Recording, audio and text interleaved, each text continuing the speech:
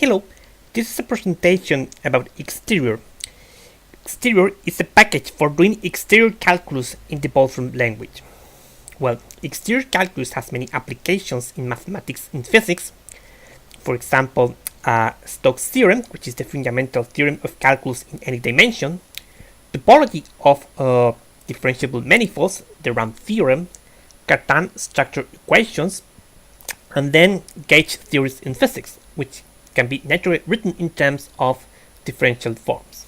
Well, this presentation is divided into two parts. The first part deals with differential forms in an explicit coordinate system. Well, I will start by pointing out the relation between xTerior and the xAct system, which is a suite of packages for working in differential geometry within the Wolfram language. Then I will start by illustrating how to work with xTerior in a simple fashion, then explain how performing coordinates changes in a differential form, then how to find a local potential for a closed differential form, and the implementation of the Hodge dual and the codifferential. Finally, I will illustrate how to work with the classical vector analysis differential operators, which are the divergence and the curve. The second part deals with tensor value differential forms, where I will explain how it's possible to work with tensor value differential forms with xTerior, and well, show how to write the Cartan structure equations, and present a couple of examples, which are the Chern-Simons forms and the Einstein-Cartan theory, the equations of the Einstein-Cartan theory. Okay. Well, the xAct project is a suite of packages of the Wolfram language for doing tensor analysis and differential geometry. Well, xAct has been developed for 12 years.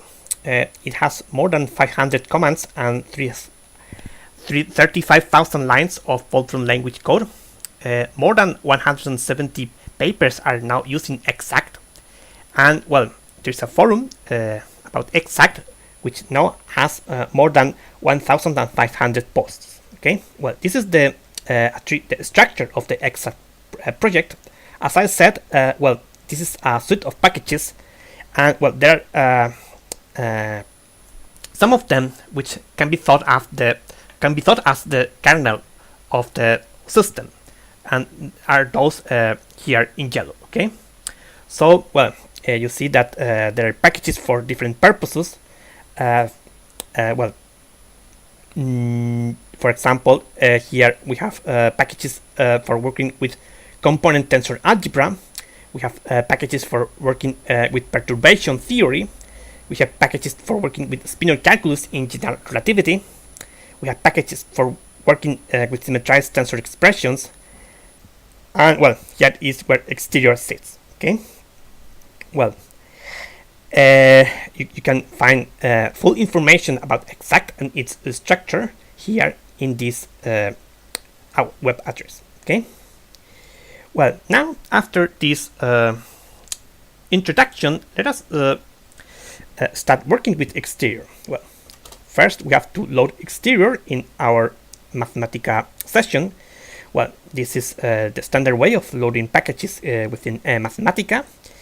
And well, as you see, it loads the necessary xAct packages. Okay. Well, this is just to remove some information messages which we don't need. So, as I said, in this part, in this first part, we are going to work with coordinates. So the first step is to define a manifold and a coordinate system on the manifold. Okay. Well, here we are defining a three-dimensional manifold and its coordinate system, which are well, this is a three-dimensional manifold and it has three coordinates x, y, and z. Well, this list is just a list of abstract indices which will be used in tensor expressions. For now, we don't need this because we are going to work with differential forms, but later when we work with tensor value differential forms, we'll have to pay close attention to this list of abstract indices. Okay. Well, now this is just a simple differential form of grade 2. Well, it's very simple. We have coordinates, and this is just the x diff represents the xTerior derivative, and we use the Wolfram language built-in symbol wedge, which is entered in this fashion as the symbol to for the wedge product. Okay, so with this information, it's very simple to start typing differential forms. And here I have just written a list of differential forms. Okay. So what can we do with differential forms? Well, let us just write a simple differential form, and well, do simple operations such as the wedge product with another differential form. Well, this is xAct has a command to simplify tensor expressions, and it's possible to use this command to simplify also differential forms, and it takes into account the special properties of the wedge product. Okay, well, it's possible to compute the degree of a differential form or an expression containing built up with differential forms, and we just use the command dec. And well, as I said, diff enables us to compute the xTerior derivative of any differential form. Okay, and again we use simplification to simplify the result. Well, let us just introduce 3 scalar functions to be able to work with more general differential forms. Well, a scalar function is a head which can take as its argument any number of coordinates. Okay, so essentially, a scalar function is an object which enables us to define functions of the coordinates, arbitrary functions of the coordinates. Okay, so with this we can represent a generic Q form and do operations with it. Okay, so this is a generic Q form, and for example, we compute its xTerior derivative, and well, we can check that the double xTerior derivative is 0. Okay, for example, now another example with a rank 1 differential form.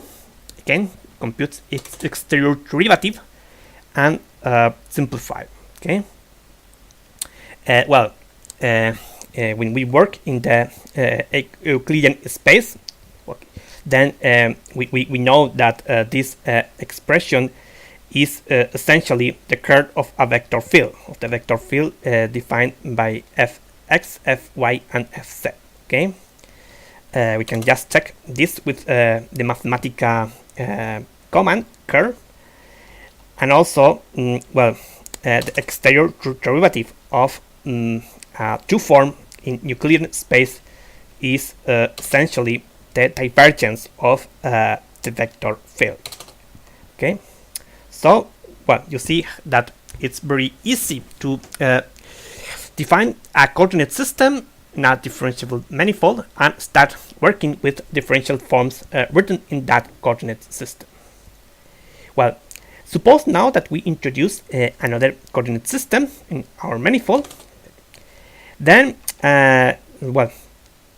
we define the relation between the new coordinate system and the old one.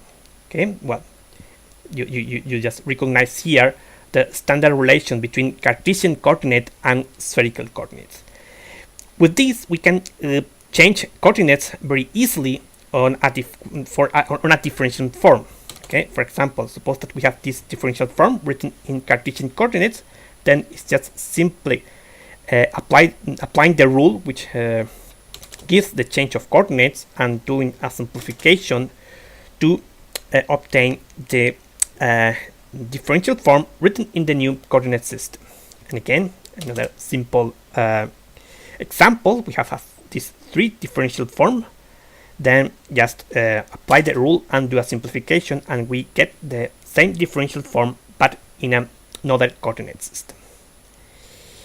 Well, now, well, let me recall you a result about xTerior calculus. If we have a P form which is closed on an open set which is star shaped with respect to a given point, then there exists a P-1 form which is whose xTerior derivative gives us the original form. Well, this is the Poincare lemma, and well, essentially tells us when can we find a global potential for a closed form. Okay, right here it's possible to compute this potential with the command find potential. Okay, if we have a form which is closed, then this command will give us the potential. Well, this doesn't do any check as to find out whether the form is closed or not. So if we apply this command to a form which is not closed, it will give something which is not a potential. Okay, and well, just note that well. We need, in addition to the form, we need to give a point which is the point which defines the star shaped set, and a coordinate chart which is the chart with respect to which the differential form is defined. Well, let us just look at a simple example. For example, we have a 3 form. Since we are in dimension 3, any 3 form is closed. So it means that there is a potential. And well, let us just choose the origin as the point which defines our star-shaped set. And well, and well, of course, we are working here with the coordinate system EC, which was the first coordinate system which we defined. So we just compute the potential, and this is the potential. And we check that this is really a potential by computing the xTerior derivative. So the xTerior derivative gives us back our original differential form. Okay.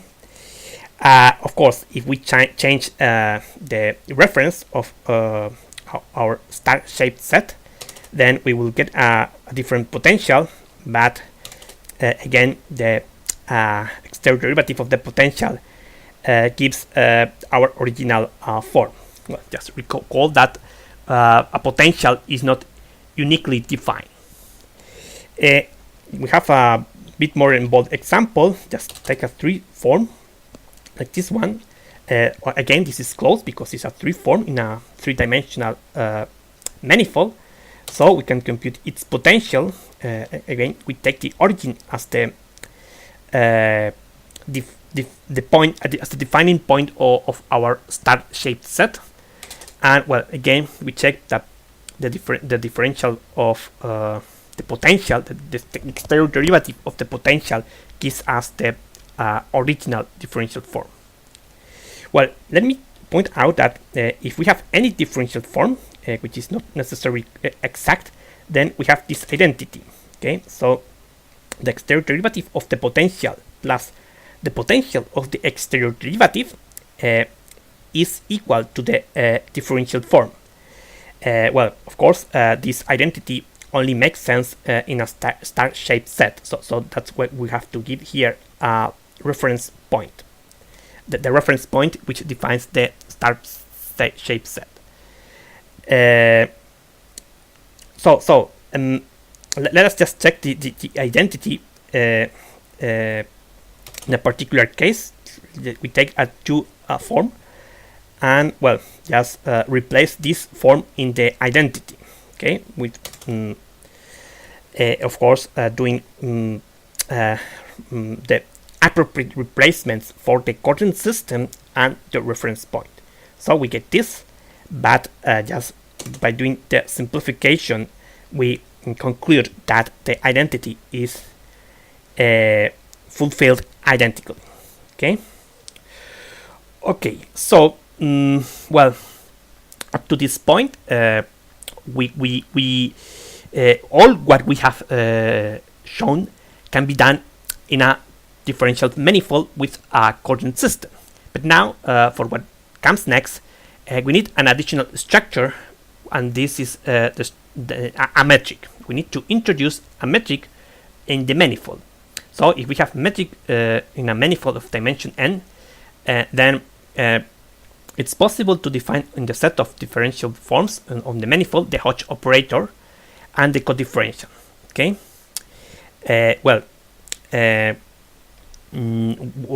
Once we have the definition of the Hodge operator, which takes p forms into n minus p forms, the definition of the codifferential is given in terms of the Hodge operator and the xTerior derivative by means of this formula. Well, in xTerior, the Hodge operator is computed by means of expand Hodge dual, and the codifferential is computed with this codif to diff. Well, this will be more clear when we look if I show you some examples. So for that, well, I'm going to introduce another coordinate system, which is this one in our three-dimensional manifold, and well, I will well, this is I will demand that this is that this is the cylindrical coordinates, and so I will pick as the metric the Euclidean metric written in cylindrical coordinates. Well, this information, the expression of the metric can be found using Wolfram language coordinate chart data. We specify the name of the coordinates and the metric, and then we get a three-dimensional matrix, which is the metric, the Euclidean metric in cylindrical coordinates. Now we need to make that xTerior recognizes this as the metric of our manifold, in this coordinate system, and this is done by means of this structure, which is well, I don't have time here to explain what this is in detail, but just to say that this is not part of xTerior. This is part of xAct, the xAct system, concretely of xCova, which is another of the packages which are needed to run xTerior. Anyway, here just remember that after doing this, now we have declared that this matrix is the metric tensor of our three-dimensional manifold and is in cylindrical coordinates. Sorry, we have to do actually two steps. This is the first step and this is the second step. And again, this command doesn't belong to xTerior. It belongs to xCova, which is another package of the xAct system. So now we have after having done this, we can now work with the Hodge dual and the codifferential. For example, suppose that we have one form like this one, then we take its Hodge dual, which is a three. Well, this is one form. Now this is two form. You can just compute it explicitly. Anyway, now suppose that we have one form and we have its Hodge dual. Now we want to find explicit expression of these two forms in the cylindrical coordinates. So to do that, we use expand Hodge dual in the way shown. So now we have the explicit form of the two form in cylindrical coordinates. Okay. And this is what we get. Of course, well, scalars are zero forms, and we can actually compute their Hodge dual. And well, since this is a zero form, then what we get is a three form. And again, we can use expand Hodge dual to compute its explicit expression in coordinates. Okay, so expand Hodge dual enables us to perform the actual computation of the Hodge dual in a given coordinate system. Let me illustrate this with a more involved example, which is the computation of the Hodge Laplacian. For that, we need to introduce a scalar function, and also we need to tell xTerior that forms whose degree are higher than the dimension of the manifold are set automatically to 0. Okay, so with these two ingredients, let me just write down the definition of the Hodge Laplacian, which is here, acting on a differential form, which in this case is a form of 0 degree, a scalar. Okay, and so since it's a scalar, I need this to introduce the scalar function. So this is the explicit definition, and well, just note that here we have both the codifferential and the xTerior derivative. So what we want to do is to find the explicit coordinate expression of the Hodge Laplacian. So first we expand the Hodge the codifferential in terms of the Hodge dual and the xTerior derivative. We just apply this formula here. Okay, so let's do it, and then now everything is written in terms of the xTerior derivative and the Hodge dual. So we have to work them out. We just work out first the Hodge dual using the expand Hodge dual in the way I explained above, and now, well, in this case, it's not necessary to do anything else, and we get the expression of the Hodge Laplacian of any scalar field written in cylindrical coordinates. In fact, we can compare our result with the result which Mathematica gives, which is here, and we see that both agree. Okay, so now I'm going to remove the metric which we have in our session. So from this point on, we are living in a differential manifold of dimension 3 without a metric. Okay, good. Now, well, let me illustrate how the classical vector analysis operators, divergence and curl, can be written in terms of differential forms. So if we have a vector field in R3, then we have these relations. The divergence of the vector field F is just the codifferential of F if we regard F as a one form in R3. Also, the rotational of the vector field F is just the Hodge dual of the xTerior derivative of F if F is regarded as a one form in R3. And how do we regard a vector field as a one form in R3? Well, we just expand it in this fashion, where theta 1, theta 2, and theta 3 is an orthonormal cobase in R3 with respect to a metric. Okay, So with this translation of a vector field, then it's possible to compute its divergence and its curl using differential forms, as I show here. Okay, so to illustrate this in xTerior, the first step is to define an orthonormal frame.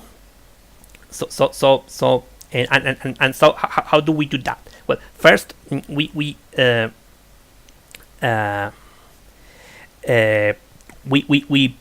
introduce the matrix which relates our original cylindrical coordinates to the orthonormal frame.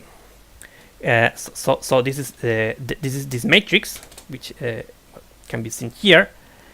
And once we have this matrix, we need to declare the actual orthonormal frame. And this is done with def basis. Def basis again is a command which doesn't belong to xTerior. It's a command which belongs to xCovac, which is the package for working with tensor components in the xAct system. So here what we have done is, okay, we have defined a frame, and we have specified that this frame is related to our original cylindrical coordinates by means of this matrix. Okay, so with this, well, perhaps I can show you the list of frames which we have. Well, just recall that a coordinate system can be regarded as a frame. It's a so-called holonomic frame, and yeah, we have well, this is these are the easy system, but we can regard this as the Cartesian, as the Euclidean coordinate. This is the spherical coordinate system which I use for an example. This is the cylindrical coordinate system which well, we use when we compute the Laplacian. And now this is the new frame, the new orthonormal frame. Well, the thing now is that, okay, we have introduced the frame, but we need to introduce the metric. And how do we do that? Well, now we have that in this frame the metric is the diagonal is the identity matrix, because well, we are imposing that it's an orthonormal frame. And so once we have the explicit expression of the metric in our frame, we can declare it as the metric of our session. Okay. Just note that we need to specify the signature here because Hodge dual requires the signature of the metric. So now we are all set, and we can just continue with our computations. So this is the set of orthonormal one forms with respect to the defined metric. Okay, well, it's orthonormal because well, just notice here that the labeled frame, and we have declared that frame is an orthonormal frame. So with this we can compute the relation between our previous cylindrical coordinates and the new orthonormal frame, and this is done again with the aid of xCovac commands. Well, I don't have unfortunately I don't have the time in this presentation to explain in detail how xCovac commands work. You will have to look at the documentation of xCovac to find that out. Here, well, I am using trace-based systeming to relate the cobase in the cylindrical coordinates with the cobase in the orthonormal frame. And well, this is the final result. Okay. Again, well, there there's a number of xCoba commands here involved, which I don't have the time to explain, but just look at the final result, which gives us the relation which we need. And so, well, we transform this into a rule because we will need it later.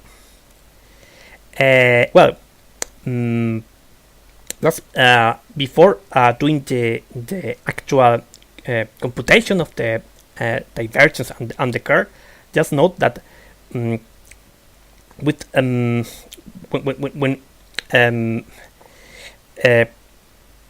we have once we have declared an orthonormal frame, we can compute the xTerior derivatives of the elements of the orthonormal frame by means of the xTerior command useCartan. So useCartan just replaces these xTerior derivatives by the expressions which the Cartan equations give.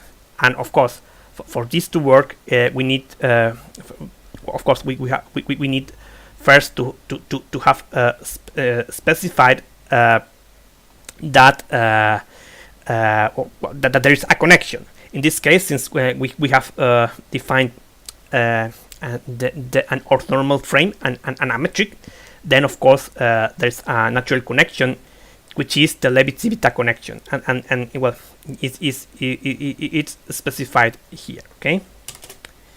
Okay, so okay, I will explain this with more detail later, but just for now mention that if we have the xTerior derivatives of the elements of a frame, then it's possible to expand these xTerior derivatives by means of the Cartan equations using the command xTerior command useCartan, and of course we need to use as an argument the connection.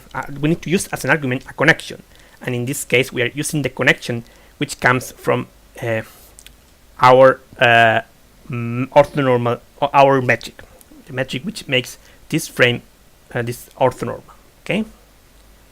Okay.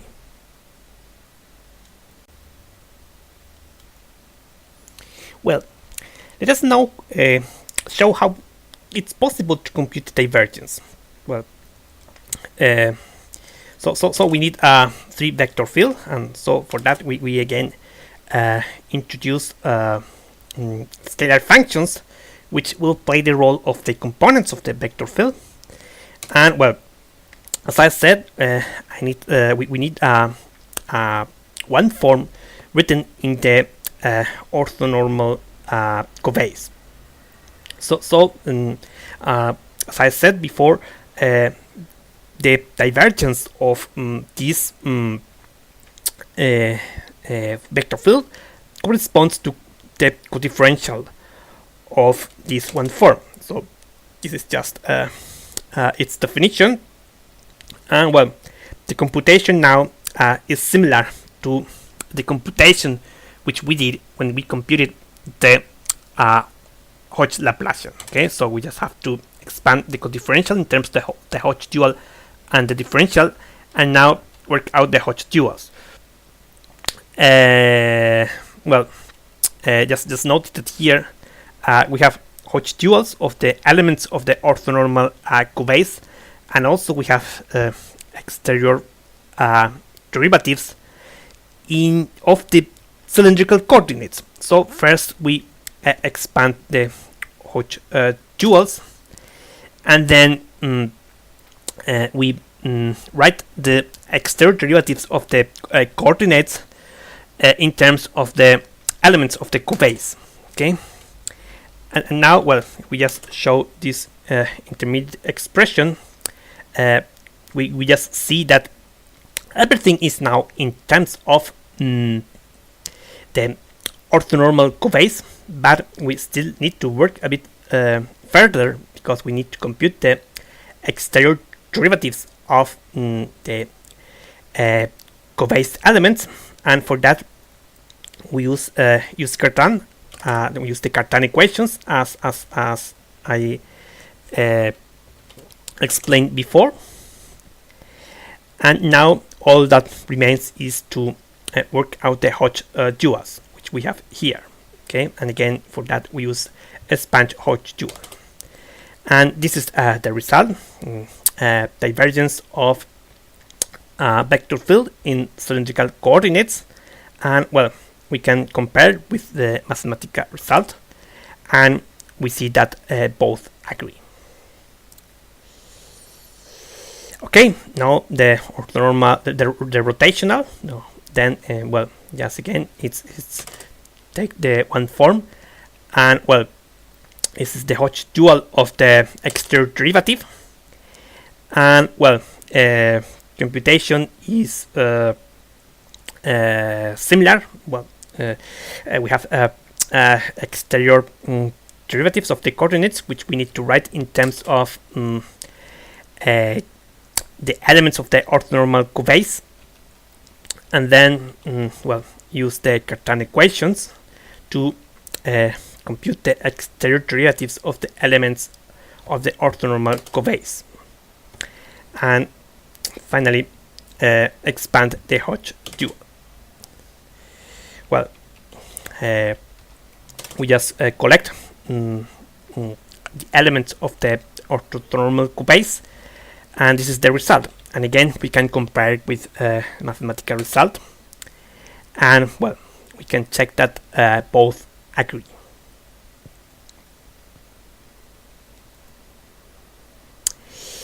Well, I will now show how to compute the Hodge Laplacian in a real physical situation, which is the situation in which we have space-time and we have a metric. So suppose that now I am defining a four-dimensional manifold and coordinates on this manifold, and well, let us introduce a metric in this manifold, which is the metric represented by the Schwarzschild solution, the famous Schwarzschild solution of the vacuum Einstein equations. Okay. Well, I am declaring this. Well, first we need the matrix of the metric tensor, and then we declare it as the metric of our session. So well, again, we set to zero all differential forms whose degree are higher than the dimension of the manifold, which in this case is 4. So with all these, we can compute the Hodge Laplacian of any scalar field.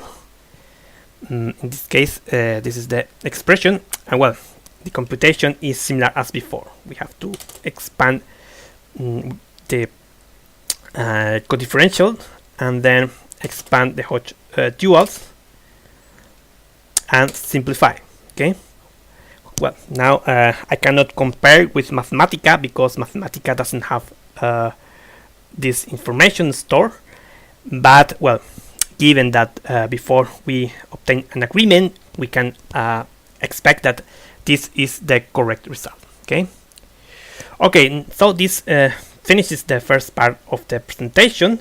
So before proceeding to the second part, I need to clear all the symbols which I have been using. So I need to clear the metrics, set the allow any arbitrary allow forms of an arbitrary dimension, clear the coordinate charts, clear the basis which we use, clear covariant derivatives. Well, since we use metrics, then we had the Leibniz-Civita covariant connections which are compatible with the metrics, so this got automatically defined, and so I need to clear them all. And well, there are tensors, which even though I didn't show them explicitly, since xTerior relies on xTensor, then when we work with xTerior, then there are a number of tensors which are automatically defined, so we need to undefine them. And finally, we need to undefine our differential manifolds and, well, the symbol which was used for a differential form.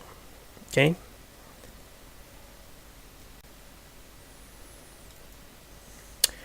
Okay, now we start with the second part of the presentation, which deals with tensor valued forms.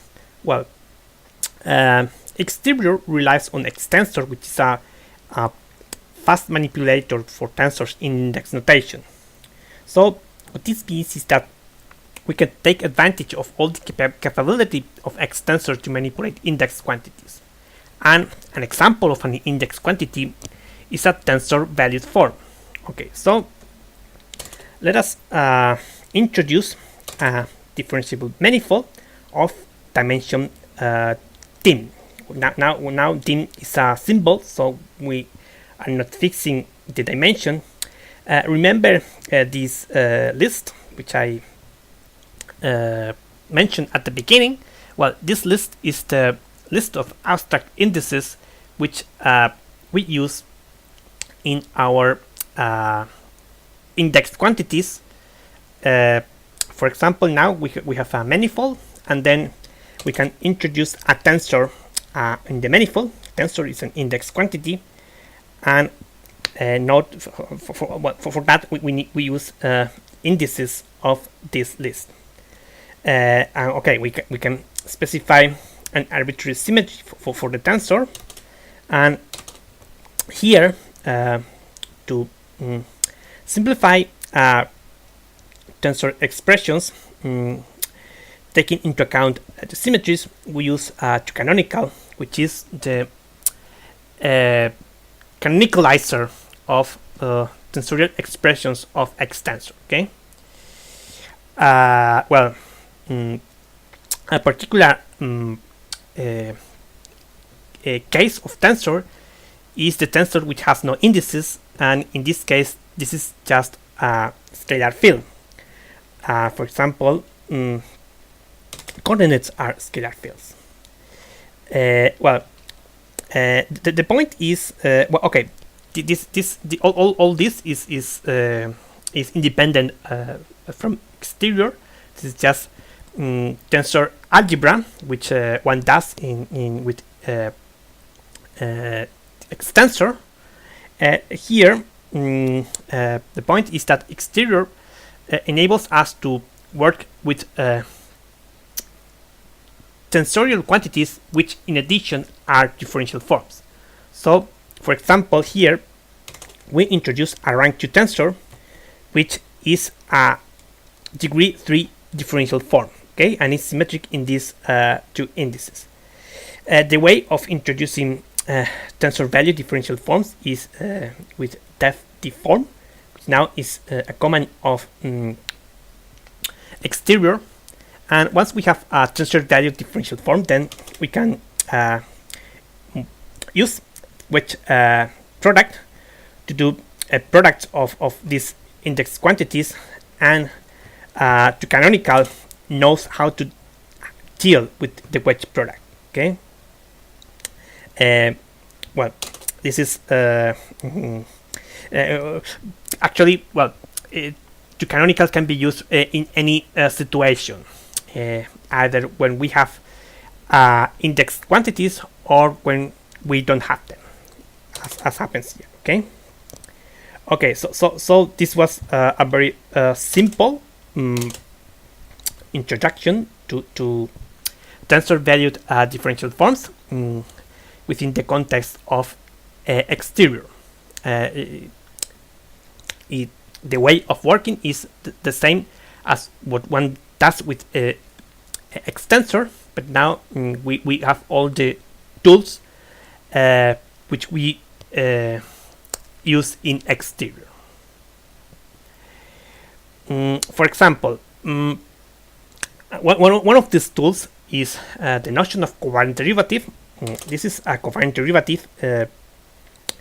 Again, this is a command of xTensor. And well, the difference is now that we since we are in xTerior, we have the possibility of introducing the connection 1 form and the curvature 2 form. Okay, and well, you see that these guys are now tensor valued differential forms, and it's possible to work with them using the Cartan structure equations. Well, just note that here we have okay, we have this object, which is a generic covase. Okay, because here, since we didn't introduce any coordinate system, then we have the generic covase. Okay, and well, these are the Cartan structure equations for this connection. And well, as a consistency check, we can check the complete integrability conditions of the Cartan system. So what this means is that if we take the xTerior derivative of all the equations and use the Cartan equations themselves to work out the xTerior derivatives of the connection 1 form and the covase 1 form, then what we get is something which is identically fulfilled. Okay.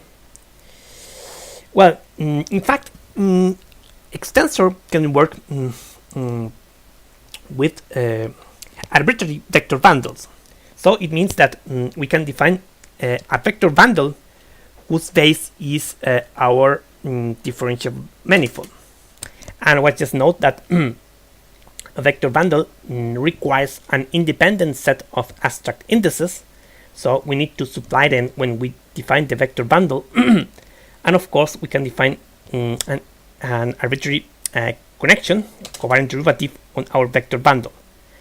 And since we're in an xTerior session, then again we have the connection 1 form for this covariant derivative, and the curvature 2 form for this covariant derivative. Okay, and again we can work with Cartan equations for associated to this covariant derivative. And okay, so well, there's a difference now, is that we don't have the well, we don't have the covase, the standard covase. In this, since we are in a vector bundle, Cartan equations don't involve the covase, standard covase, and so again we can check the complete integrability of the system using the Cartan equations themselves, and the result is an identity. Okay, so it's possible to work with tensor valued forms of any rank and type, connections in a in our manifold, and connections in our vector, in any vector bundle. Well, let me present an example with the Chern-Simons forms. Suppose now that okay, we are in a vector bundle, and then we have a connection on the vector bundle, then we have the connection 1 form and the curvature 2 form. Then it turns out that this object is closed, and since it's closed, then well, there's a local form potential, which is this small omega, such that the xTerior derivative of this small omega gives us big omega. And well, this small omega is called the Chern-Simons form. Okay, so this is a result valid for any curvature form coming from a connection in a vector bundle. So we're going to check that. Well, we already have a vector bundle, so let me just define an index-free version of the curvature 2 form and the connection 1 form. And well, let us just write some code to implement this notation. Okay. Well, the point is that the formula which gives the potential for this the formula which gives the local potential for this closed form is known, and it can be found in this reference. And well, what we do here is we take the formula for the potential for the Chern-Simons form given in this reference and well implement it.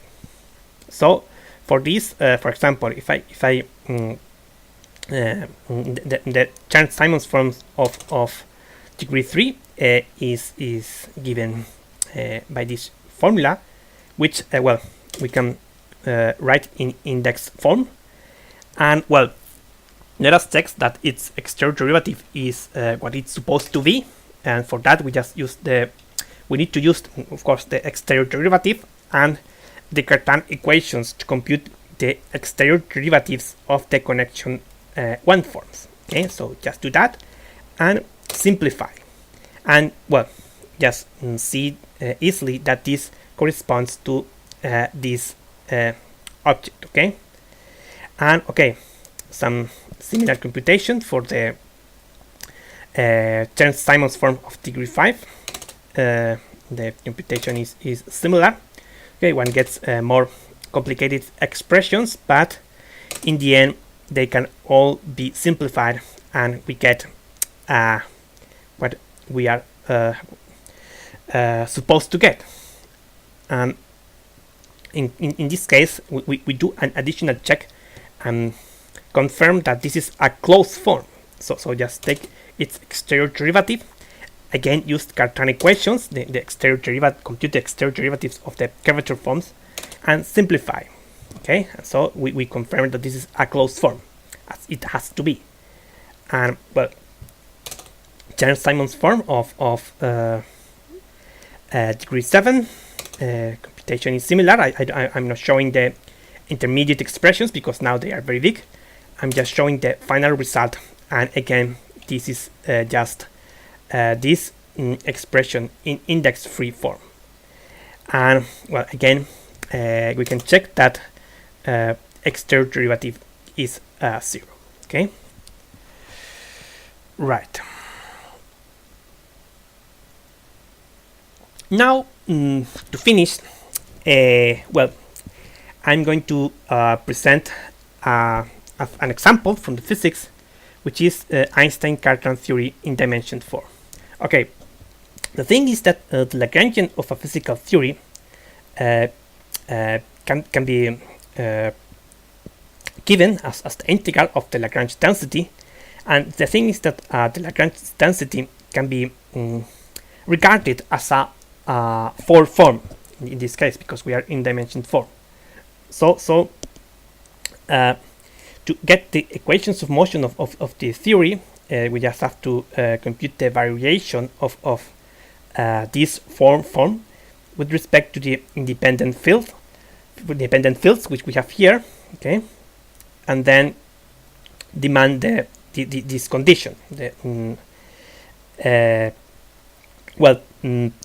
If these configuration fields are themselves differential forms, then well we can write the equations of motion of our theory in terms of equations for differential forms. Okay, so there's xTerior has a command to handle this situation.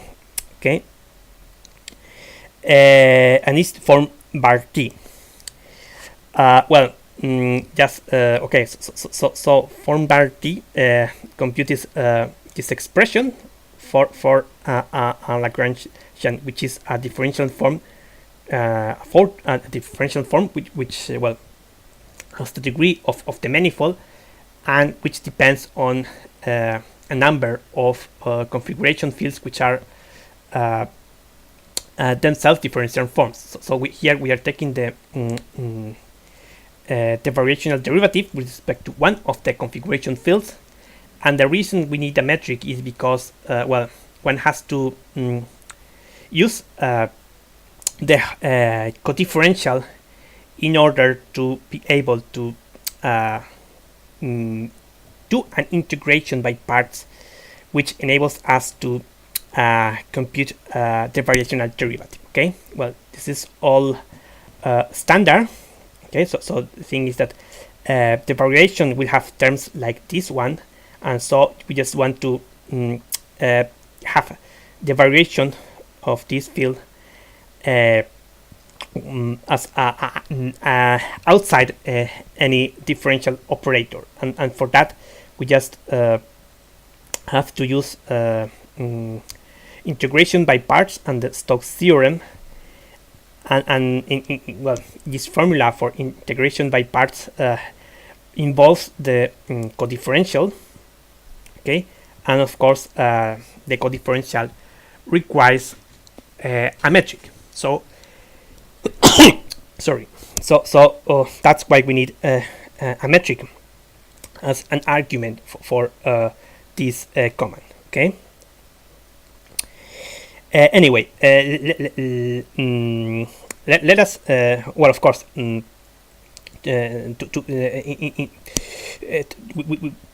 need to get rid of this term, and in general one assumes that in the variation the configuration field vanishes on the boundary.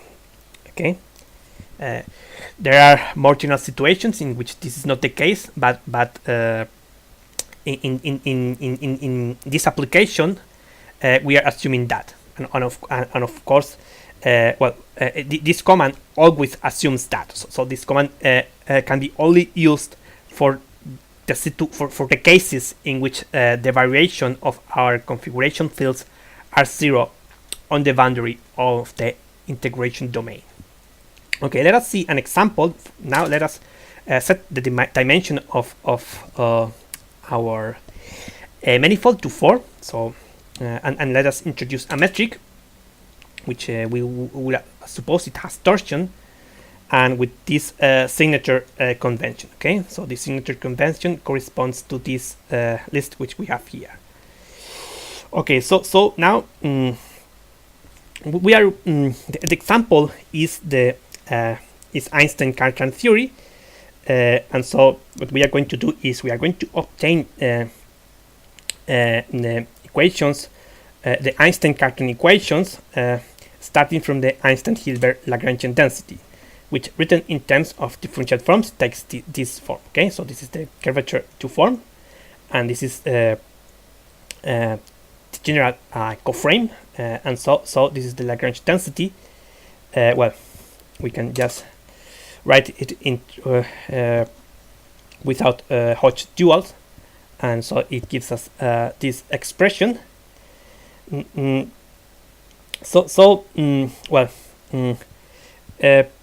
to do this variation, it can be shown that the independent configuration fields are the cobase one form and the connection one form.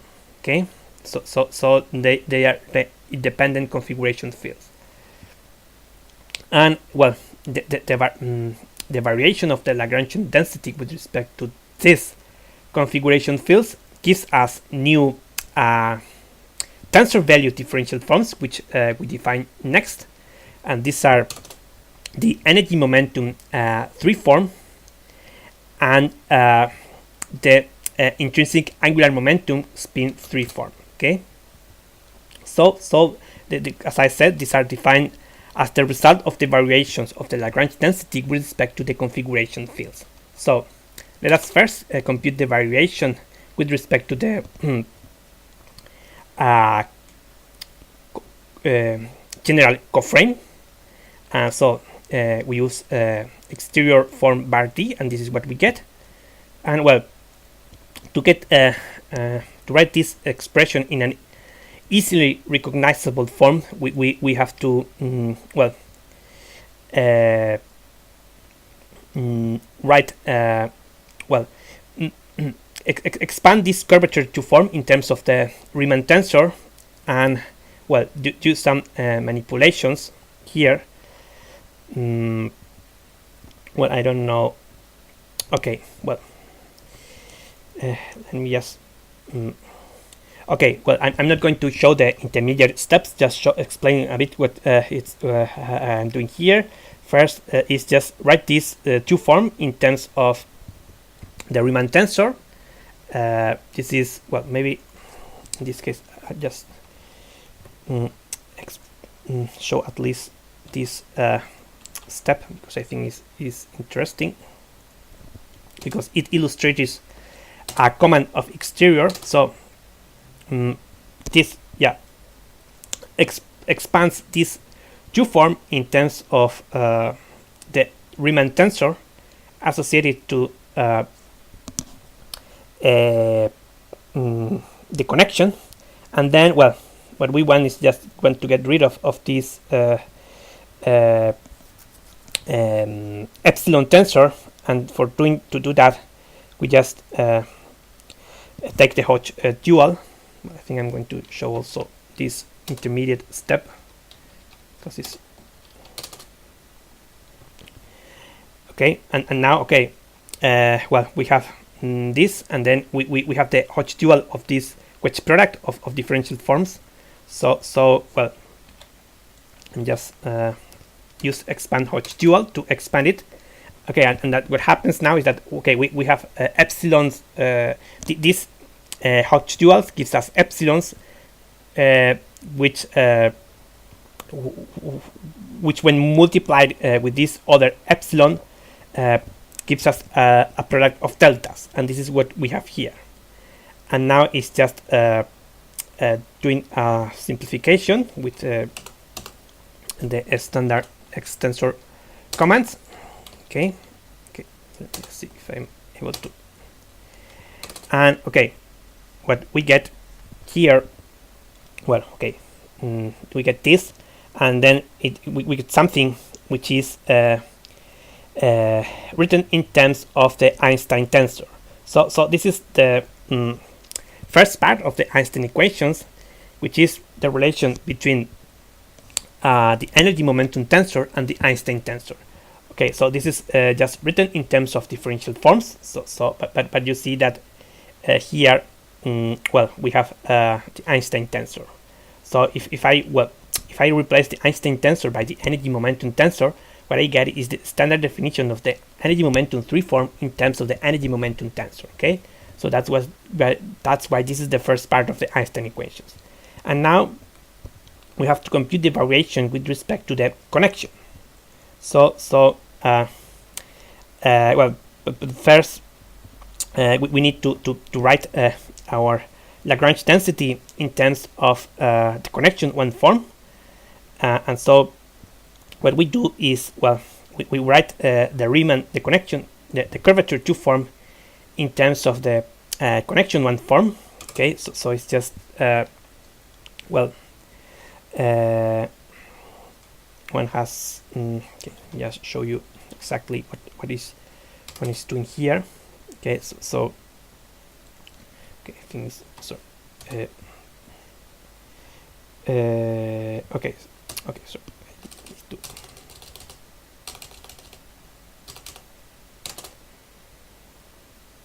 okay, so yeah, so just use the definition of the connection of the curvature 2 form in terms of the connection 1 form. Okay, and this is what is given by the Cartan equation. So I just replace this. Well, I substitute this by these two expressions. So first I have to isolate this, and I do the replacement in the Lagrange density.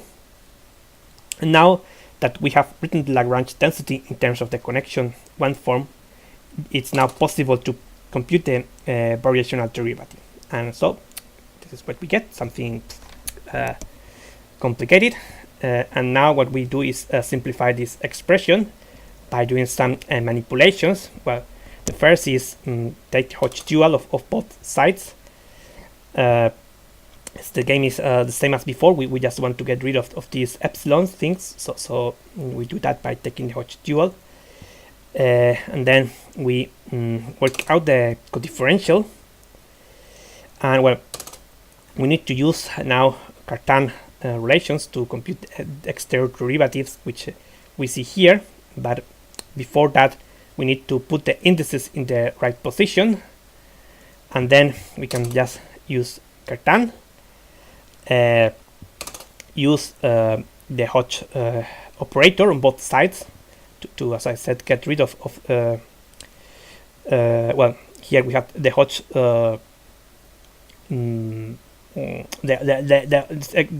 we have Hodge on a number of terms. So by using Hodge, you remember that Hodge, double Hodge, is something which is proportional to the identity. And then we simplify, put an index down, and yeah, write the connection form in terms of the so-called connection tensor. Well, these are just the components of the connection in a general coframe. And again, take Hodge dual of both sides, because we still have epsilon terms which we want to get rid of. And now we can expand Hodge dual and simplify, and voila, we see that something very simpler. And again, take Hodge. We have Hodge on both sides, so we just take the Hodge of both sides of the equation, and we arrive at the final result, which tells us that this thing is related to the torsion. Okay, so this is the second set of Einstein equations, which says that intrinsic spin is related to the torsion.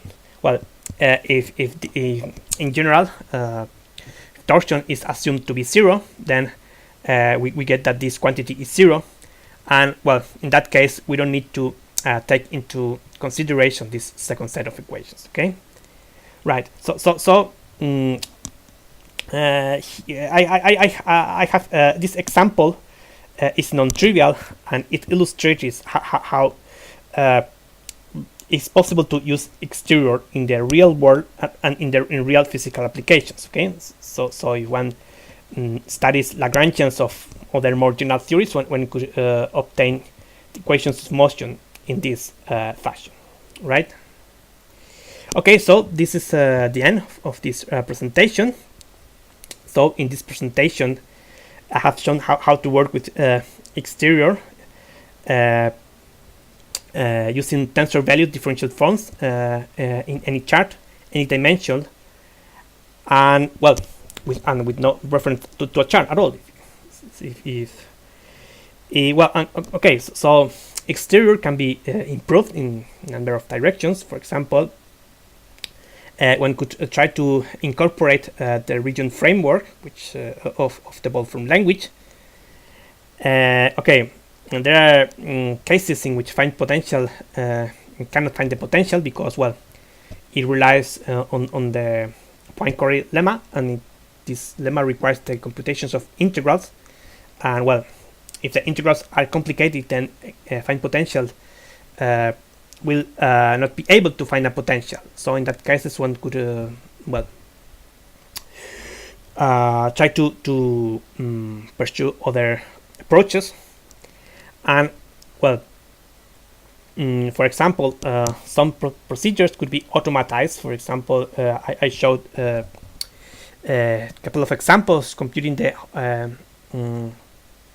Hodge Laplacian, and then well, you remember that I require a number of steps to accomplish the computation, then we could try to do some automatization to reduce the number of steps needed.